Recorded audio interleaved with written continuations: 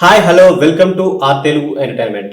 ఇప్పుడే bad boy Karthik movie teaser అయితే చూసిన. ఇప్పుడు మనం ఆ టీజర్ గురించి మాట్లాడుకుందాం.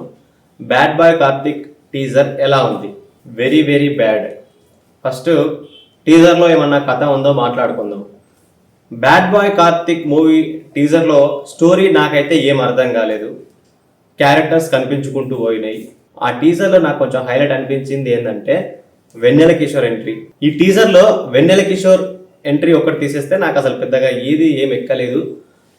స్టోరీ అసలు ఏం అర్థం కాలే ఈ టీజర్ని చూస్తే. తర్వాత ఈ టీజర్ బ్యాక్గ్రౌండ్ మ్యూజిక్ హ్యారీస్ జయరాజ్ చేసిండు.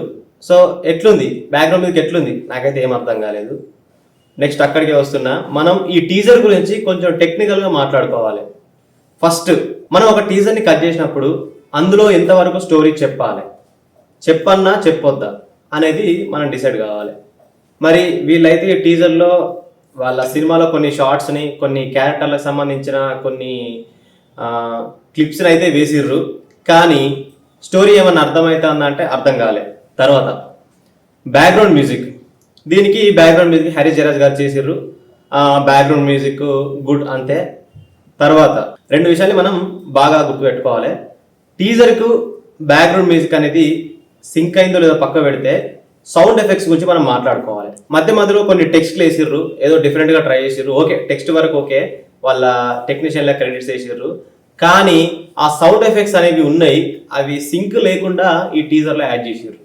అది ఎట్లున్నాయంటే చాలా ఇబ్బెట్టుగా నాన్ సింక్లో ఉన్నాయి.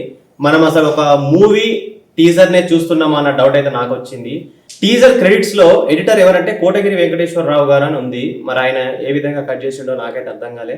మరి ఈ టీజర్ ను అప్రూవ్ చేసిన డైరెక్టర్ అతను ఏ విధంగా ఈ టీజర్ ను అప్రూవ్ చేసిండో నాకైతే అసలే అర్థం కాలే. ముఖ్యంగా ఈ టీజర్ కి సింక్ లేని సౌండ్ ఎఫెక్ట్స్ ని మిక్స్ చేసిన ఆ సౌండ్ డిపార్ట్మెంట్ కి సంబంధించిన పర్సన్ ఎవరో కానీ అతను ఒకసారి చూసుకోవాలి. టీజర్ రిలీజ్ అయ్యే ముందు సింక్ అవుతుందా లేదా. ఆ తర్వాత బ్యాక్గ్రౌండ్ మ్యూజిక్ ని డామినేట్ చేసేటట్టు సౌండ్ ఎఫెక్ట్స్. మనం సింపుల్ గా మాట్లాడుకున్నట్లయితే డైలాగ్స్ ని డామినేట్ చేసేటట్టు బ్యాక్గ్రౌండ్ మ్యూజిక్ ని డామినేట్ చేసేటట్టు సౌండ్ ఎఫెక్ట్స్. కొంచెం స్పేస్ ఉండాలి. సౌండ్ ఎఫెక్ట్స్ అనేవి ఎక్కడ రావాలి, ఎక్కడ బ్యాక్గ్రౌండ్ మ్యూజిక్ కావాలి, డైలాగ్స్ ఎక్కడ రావాలి, ఎక్కడ బ్యాక్గ్రౌండ్ మ్యూజిక్ కావాలి. సో కొంచెం ఆలోచించి సౌండ్ని 1-4 సార్లు చెక్ చేసుకోవాలి. టీజర్ అంటే విజువల్ మాత్రమే కాదు. టీజర్ అయినా, ట్రైలర్ అయినా, సినిమా అయినా విజువల్ మాత్రమే కాదు, ఆడియో కూడా. ఒకవేళ వీడియో మంచిగా ఉండి, విజువల్స్ మంచిగా ఉండి, ఆడియో కనుక క్లమ్జీ ఉంటే అది ఎవరు చూడలేరు, ఎవరు ఎంజాయ్ చేయలేరు అన్నమాట.